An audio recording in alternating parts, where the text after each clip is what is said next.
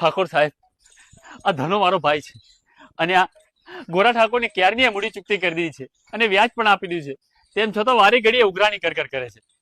હવે આનો ન્યાય તમે જ કરો ઠાકોર સાહેબ, તમે જ કરો.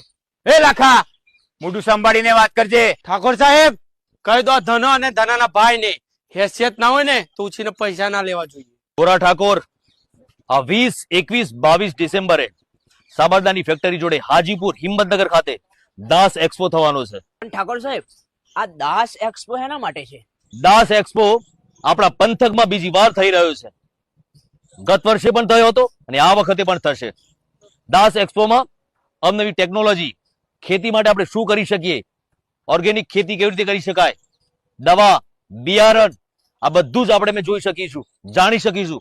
એમાં નવી નવી ટેકનોલોજીના સાધન સામગ્રી આપણે ખરીદી શકીશું જે ખેતીને સદ્ધર અને અદ્યતન બનાવી શકે. કુવા કે બોરમાં દ્વારા પાણી નહિવત ખર્ચે, ઓછા ખર્ચે કેવી રીતે બહાર નીકાળી શકાય એના વિશે પણ જાણીશું.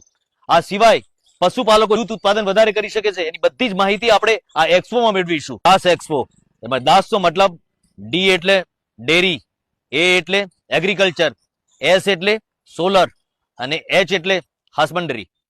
આપણે બધા જ આ ખેડૂતોના મહાસંમેલનમાં જોડાઈએ અને જાણકારી મેળવીએ.